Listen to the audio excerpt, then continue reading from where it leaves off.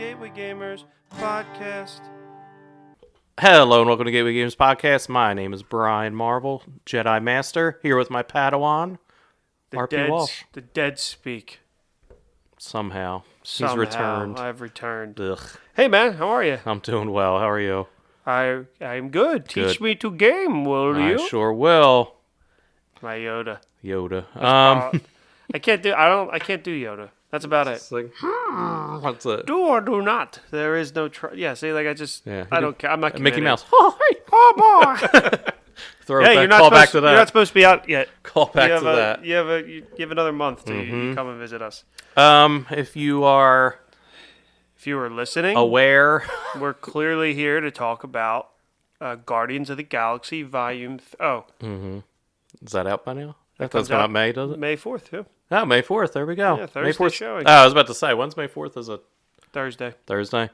But anyway, we're here to talk about Star Wars Villainous. Yep. For the May 4th. It's just coming out a few days early. Yeah. Happy May 4th, everybody. Happy Star Wars Day. Happy Revenge of the 5th. Yeah, Revenge of the 5th. And Cinco de Mayo. Cinco de Mayo, release of Guardians of the Galaxy, Volume 3. James Gunn's last and final bow as the director of the Guardians. Mm-hmm. But we're here to talk about Star Wars. Yes. The other space opera. Yes. So what's your history with Star Wars? So I do love Star Wars. And I mean that as love the movies. I love everything. I'm not obsessed with it. Mm-hmm. I grew up with it. Absolutely. I remember going over to my friend's house and we would watch Phantom Menace. I begged my dad to take me to see Phantom Menace. Then when it came out on home release, we'd go over to my friend's house and we would watch it all the time. We'd play with our lightsabers. Mm-hmm. Like I always. Was that your first Star Wars? Phantom Menace? By that point, I probably saw like 4, 5, and 6. But okay. like, you just don't probably remember. I would say episode 1 was my first. So it was great as a kid. I loved Jar Jar Binks as a kid. Loved episode 1. Loved Qui-Gon Jinn. Like loved all that. Mm-hmm. Had some toys. Had some How old merch. were you? It was 99, right? Yeah. What an age difference. So I would have been 5. That's it. Yeah. So like when do you usually go to like kindergarten? Like what age is that? Yeah, 5. Like you were 5. in kindergarten. Like yeah, I remember being like 5 or 6, being like going over to my friend's house and like we would watch it on VHS. It's these moments when I realize there's an age gap between us Yeah. sometimes. When it's like, oh yeah, Yeah. you were 5 when Phantom Menace came out. Yeah, and then a little bit older when Attack of the Clones came out and I hated it. And Revenge of the Sith I really liked. How old were you then? What grade were you in? What- Because I was a senior. when did in high that come out? school, What year? 2005. So I would have been 11. Right? 'Cause, I Yeah. was born in 94, so Yeah. 11. Whew. And I loved that. And then, during that journey, obviously rewatched owned and rewatched 4, 5, and 6. And then I was pumped as all heck when... Disney snatched it up. Yeah, and they put out The Force Awakens. And The Force Awakens is still like a top 4 Star Wars movie for me. I love The Force Awakens. But I was never like obsessed with it. It was never my personality. Like it was just... I really liked it. I enjoyed the stuff with it. The lightsabers were the coolest thing ever. Like they still are one of the coolest things ever. But I never watched any of the cartoons like you have. Yeah. We did the rewatch for Previously Recorded. a couple years, 2 years ago. 2 years ago at this point. Yeah.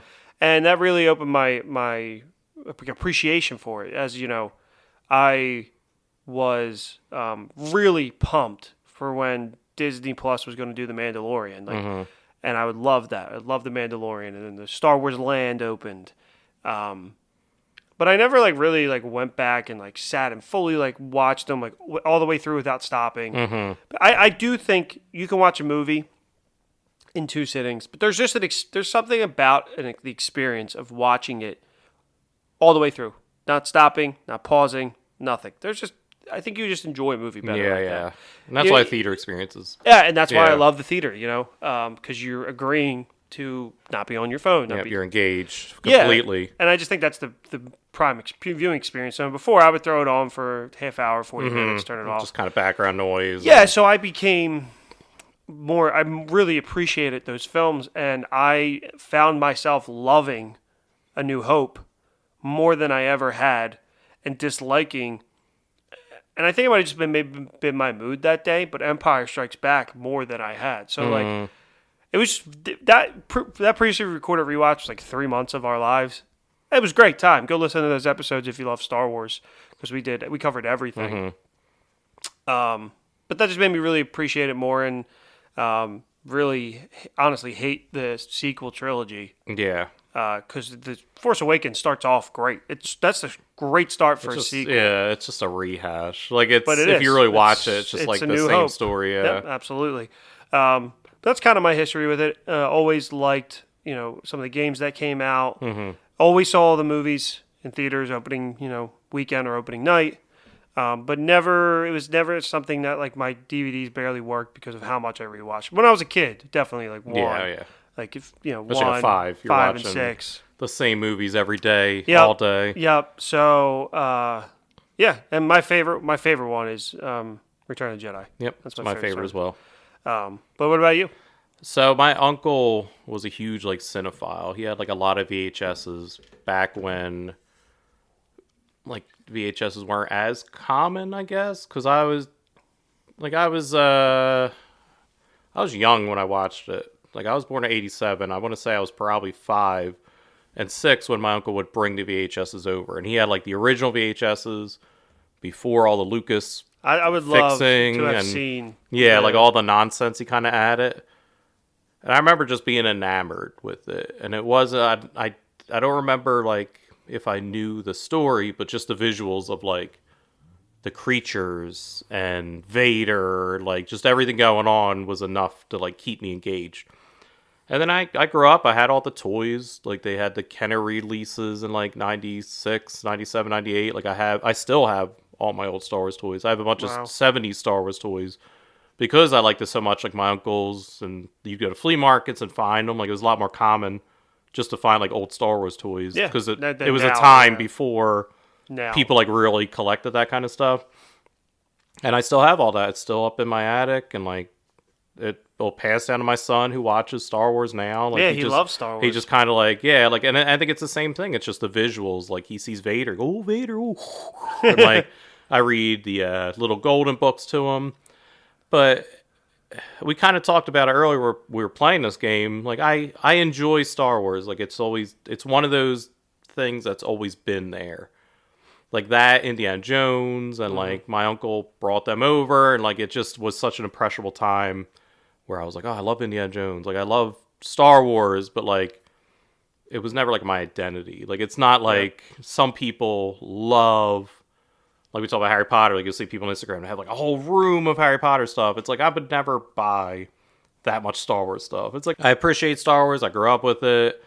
I saw the re-releases when they came out theaters with like the updated Lucas stuff. I saw all the prequels that came out in theaters when they were coming out. And like at the time I was like, oh, these are dumb. But like now, I can look back and be like, well, even if they weren't good, these were Lucas's. Like he worked on all of them. Yep. Like they were his story to tell. And like it's not for me. Like he made these movies for him. Like they're his movies. I don't own them. And that's how like I feel with like a lot of things as I get older. I'm just like, if I don't like something, I'm just like, it's just not for me. Like it's just not. I don't own this property. I don't get that mad. So it just now with the sequels, I'm just like, they're there. Like I don't know. It's just Star Wars has been muddied a little bit. I think the sequel trilogy, and I want to say for the record, I love Empire Strikes Back.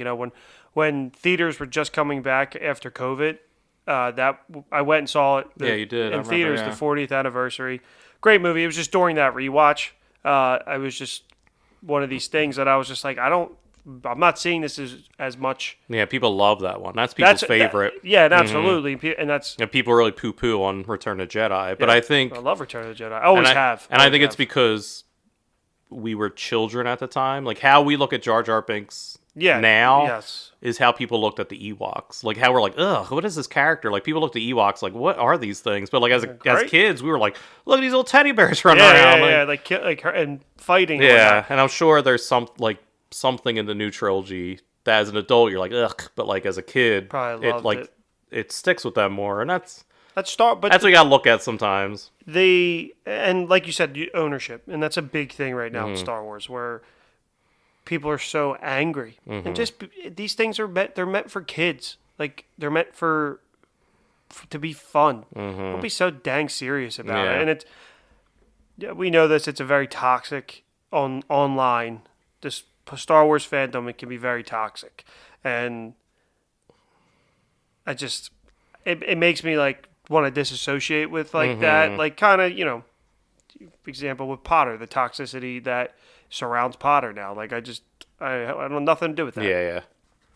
But I agree. I'm not obsessed with it. I really like it. Characters, stories, the world's awesome. It's why I love The Mandalorian. Why I loved Andor. I know we differ on that. Rogue One. Never finished Andor. Rogue One, which it was a show that I didn't want at all. I didn't want a Cassian Andor show. I'm like, he's the least interesting person in that movie. Turns out the show was actually pretty dang good. Yeah. And Rogue One, I didn't appreciate it first during the rewatch as well. I appreciate that. That's one of my favorite Star Wars movies now too. But it's not like my personality. Like, and I don't have an ownership of it. Like I do. I kind of feel an ownership of Marvel. But when something's bad, I'm like, okay, whatever. It's bad. Yeah, it's not for me. Same thing, Harry Potter with the Fantastic Beasts. They're okay, great. My life's not ruined. Like I don't care. As I'm getting older with like movies and television shows, like I'm starting to just go, it wasn't for me. Yeah. Like it's just not for me. Somebody loves it, and I'm not going to knock them for liking it, but it's just not for me. It's not That's what I say after every movie I see or TV show. You know, that, out in the world, that's somebody's favorite episode, favorite movie. So it was meant for them. Yep. It was not meant for just me. not for me. But which is hard to do, but it's yeah. I just gotta start going. Well, not for me. I also, like I said in our last episode, I enjoy a lot of things. So I find things that I like, and I go, it's not a complete waste of time. You are generally more positive than me. Yes. You'll definitely you'll call me out for being a little more critical, but like I'm trying to get better. You are and if you're critical, it's who you are. But like every discussion we have, it's always like I'll really like something, and you'll like it because of this one thing they did. And I'm like, where I just go, it's fine. But like the 95% of the rest of the movie is like pretty dang good. But like you're like, yeah, but they lost. Yeah, they lost me at the end. So I don't have this with Star Wars. However, anything Star Wars related, I get excited about. Like when they announced the theme park land, I was pumped, and I was like, I don't really have a connection to Star Wars, which made this land kind of not. I don't have a connection, but I don't have a strong what I want to see. Which made Black Spire Outpost awesome because when they built this theme park, it's a new world that they created. It's not you're not going to Tatooine, you're not going to something. And that's cool for me because I'm not like, oh, look at this. Like when you go to Hogwarts at Universal, and the rides are the Millennium Falcon ride kind of stinks, but the Rise of the Resistance is incredible. And that's kind of increased my appreciation for Star Wars as well because it's really cool. And I do, like. I connected hardcore with Kylo Ren in the sequel. Like he to me was like going when you went and saw. It's kind of a stretch, but when you went and saw Star Wars for the first time, that feeling of experiencing Vader. Like I feel like for me that they captured that at least essence of. He's not as cool as Vader, but he's still damn cool, especially in 7. And I think they did a really good job. You both killed your dad. Oh, yeah. So that's why you connect with them. Oh, yes. Yeah, absolutely. Yeah. But, yeah, I mean... but then I just, 8 was very divisive. There's a lot of stuff 8. I like. You do? I do. I like 8 a lot because it was so different. The stuff with Kylo and Rey, and not necessarily Luke, but Kylo and Rey in 8 is awesome. And then 9's the worst one. Yeah. 9's terrible. Not for me. No. It's just not... It wasn't made for me. That's like when they kissed. And Audra in theater, and Audra was like, "Oh my god!" I'm like, "No, that's dumb. It doesn't make any sense." Anyway, but you know what is for me? Tell me. Villainous is for me. It's my favorite game. One of my favorite games, at least. We're saving that for the RP's top 10 rankings. So for Christmas, I was gifted Star Wars Villainous from my brother-in-law Joel. He had me for our family Secret Santa, and he got it. And we were finally able to break it out to celebrate May the 4th. Which is crazy because you've had this for a while. Yeah, so I've had this for a while. We've been busy with other games. I'm really into Marvel United. But the last time we did play Marvel Villainous, Yep. we enjoyed it, but it was kind of like whatever. Yeah, I don't know why that game. It's not as good. It's a different mechanic. Yeah, it just doesn't grab us as much. There's too much. Like I played as Thanos. There's too much. What you have to do always involves other people. Yeah, Like Thanos, I need to move gems to other people's things and then get them back. And there's a lot of mechanics, and I appreciate they tried to switch it up for that. And we haven't even covered Marvel Villainous, and we played a couple times. we have, and we'll get to it. And there's the new one that's out.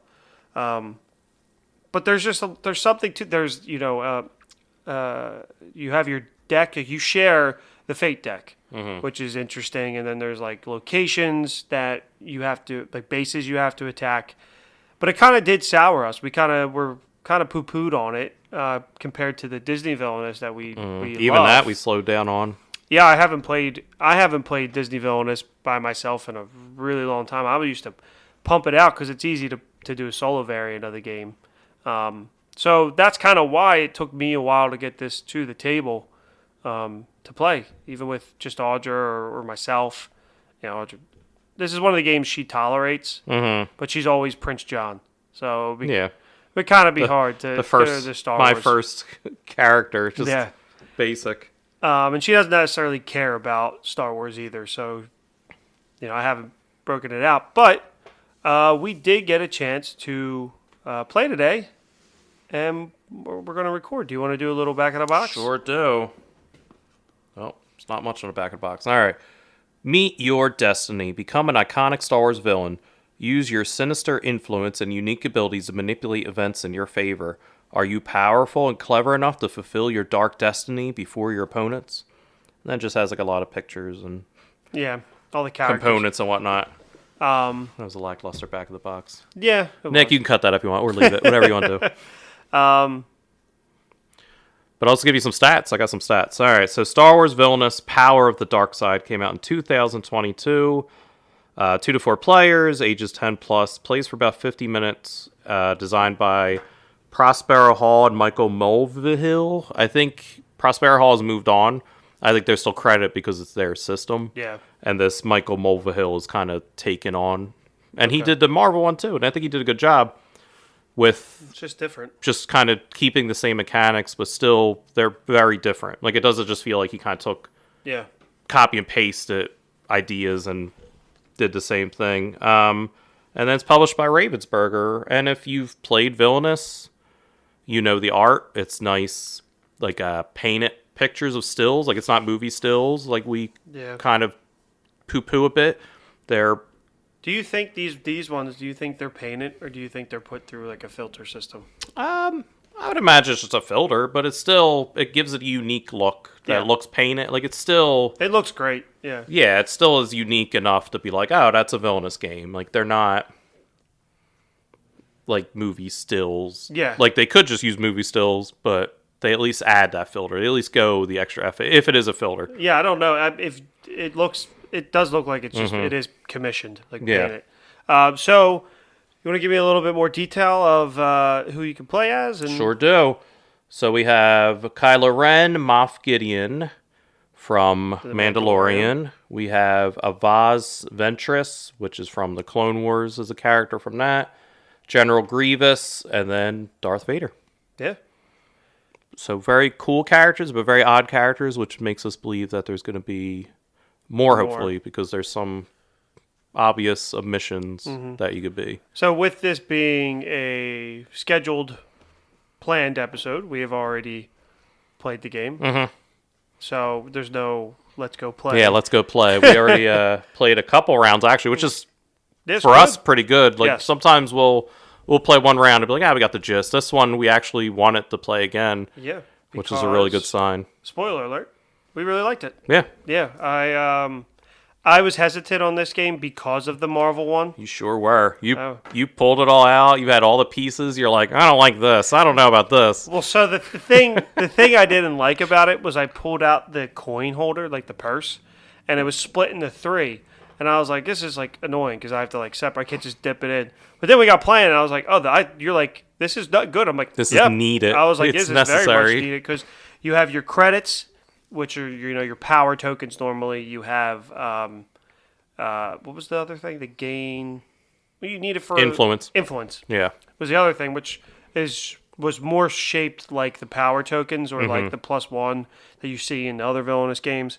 And then there was the lightsabers for Grievous, the Destiny trackers for Kylo, and then the +1 powers. Yeah. But so having the three separate things, really just for the influence and the credits, Yep. was much needed. Was awesome and made for easier, taking from the purse. Yeah. And the credits are awesome. They look like the credit. Well, they are a take on the credits Yeah. that you see in the shows and the movies.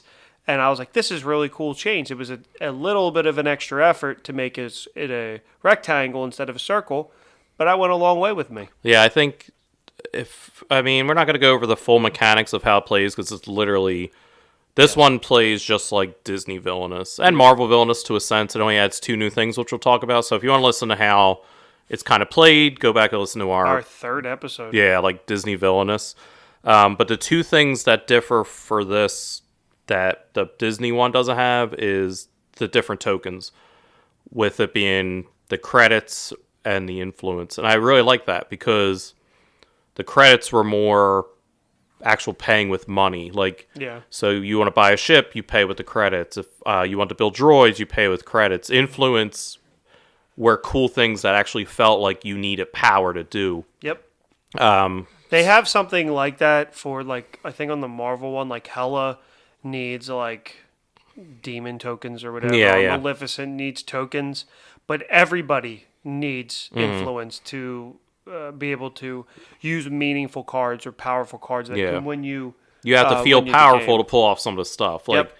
Vader needs influence to turn Luke to like confused, whatever his like confused side Yeah. is. You need influence to initiate Order 66 or like just something like that. Like, you need to be somewhat powerful to have people follow you, and that's what it is. It's like you're kind of commanding your forces to do stuff, which you need the influence. If you don't have enough influence, then you're not swaying them to do things. And I like that. I like that the credits were more for building and buying droids or building your ship, where influence was more doing things. Yeah, like I needed the influence to be able to.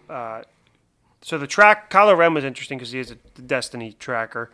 So like in the movies, in the sequel trilogy, he's fighting to which side is he going to choose, the light or the dark, and you had to be able to move your 6 tokens to the dark side to win.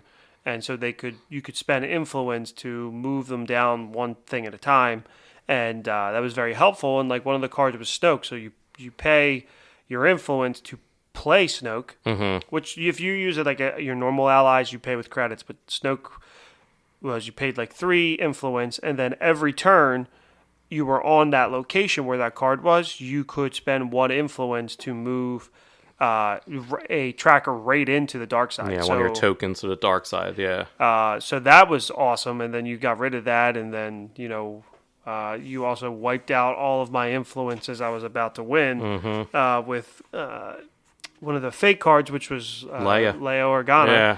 Mommy coming in and Which saving is the super, day. super thematic. She kind of came in and just wiped out made you a little baby boy again. Yep, and just like he wiped her into space, and then she just floated back. And she flew back. Which is absurd, but Not for me. No, Just not wasn't for for me. me. Wasn't for me.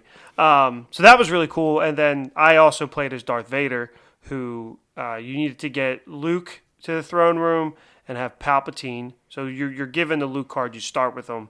Then you have to flip him to his like whatever the other side. Like like confident side. There was and then like conflicted. Conflicted side, and then also have you be there, and then have Palpatine there. Yeah, in the throne room. In the throne room.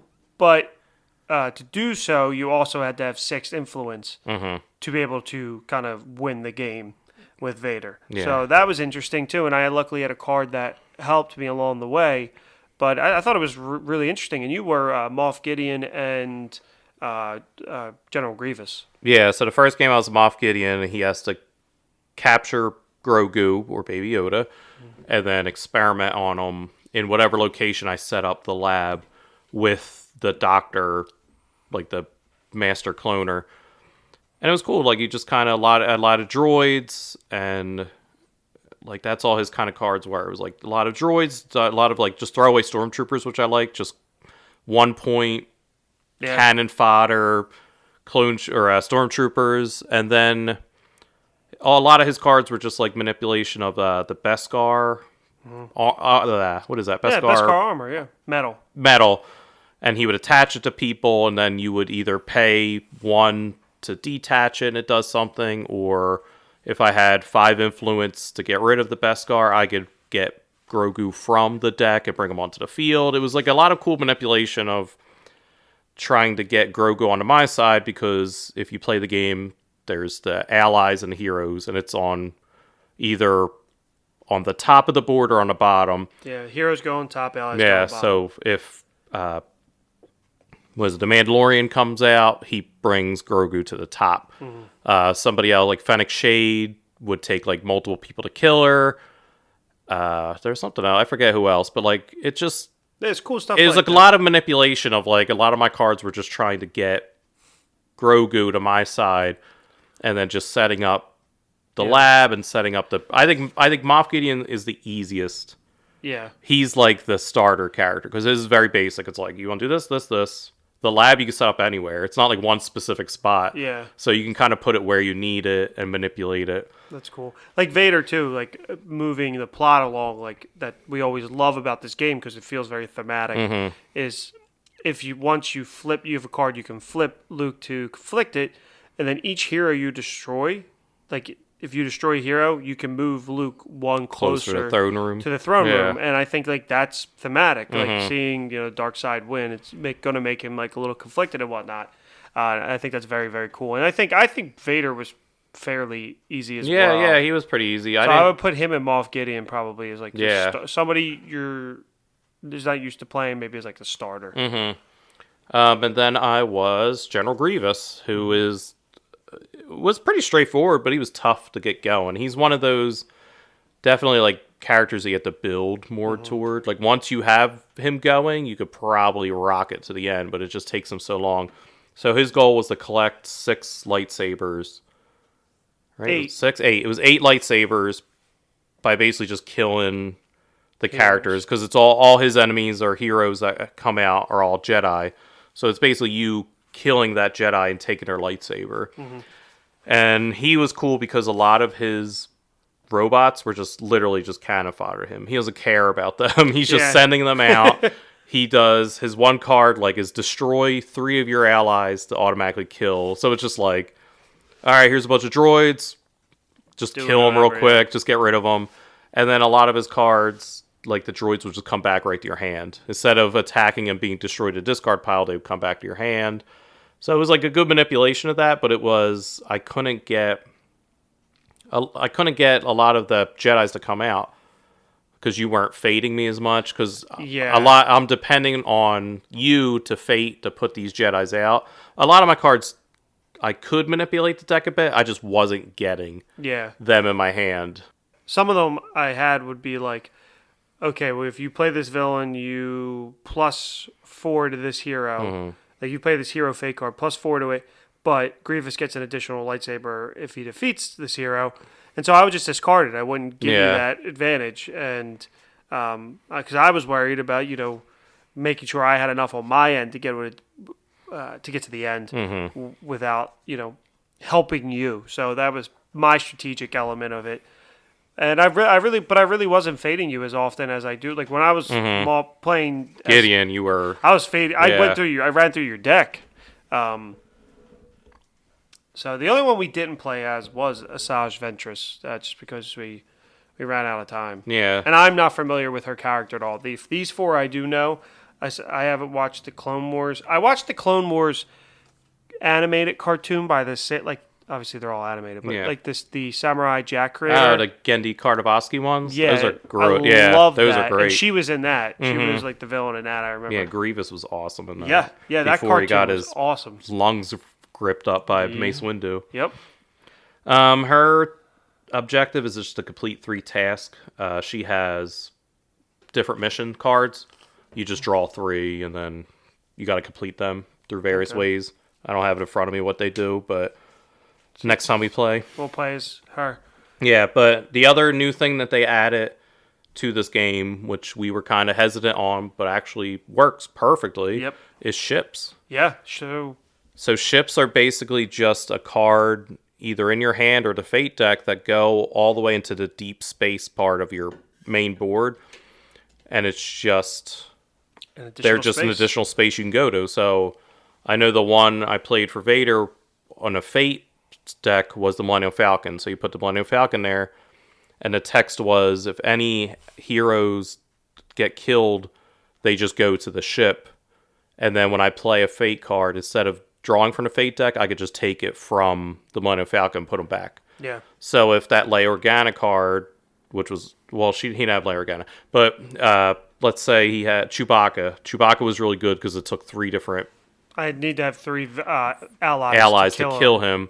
If you did destroy him, he would go to Millennium Falcon, and then if I wanted to fate you, I could just take him, put him back. Like it's a pain in the butt, and it was cool. Like, and I covered that up real quick. Yeah, you covered it up with what, the Interceptor or whatever it's called. So then when you play a card, it's another space. So there's actions on it. Like mine, when I played that one and I had that like the entire game, it was gain ambition, fate, and play a card. But then there was also a power of, if you're on this space, you can reveal the fate deck until you pull a hero. So you needed heroes to move Luke, so it was very, very useful, and I didn't move it the rest of the game, and another ship didn't come out either. And I was hesitant on it. I really was, because I was like, well, what is is it another component? Yeah. Like, I didn't really know what it was. But then seeing that it was a space, like a whole new location was awesome. We just kind of assumed it might have been like the Marvel edition, where it's like a shared and you all thing, like, and that one, like, it doesn't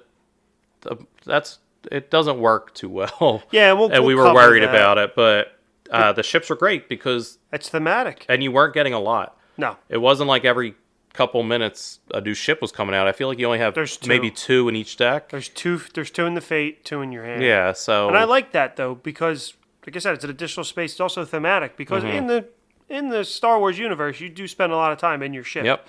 So I think that's very thematic and cool, and increases the coolness of the sector. And it gives you just an extra power. Like, it gives you the normal, like, gain credits or gain whatever, but they also have a special power specific to that ship. So like I said, the Malevolence, which is Grievous's ship, you removed any 2 allies just to defeat a hero for free. So it's just like, oh, if I just needed that real quick, it worked. Yeah. And then if it was too powerful, eventually RP could get a fate, hopefully get a ship and just cover that up, and then it deters me for a bit. So it really worked. Like, it really thematic and kind of fit the game without it being like dramatically different. I agree. Yeah. I loved it. I really did. I love this game. It made us excited again. Yeah, absolutely, it did. Because when it ended, I was like, "Well, do you want to play again?" And he was like, "Yeah." And we got to, and this will be one that I definitely bring out more than Marvel, which is unfortunate. And I just bought the new Marvel. Like, I have the Marvel ones, and like I wasn't. I was like, "Oh, Star Wars Villainous, this is cool," but like I wasn't really looking forward to it. But then the new Marvel one is Kang and Doc Ock and Titania. We just can't not get more Marvel. I know. I need to support this because I need more Villainous.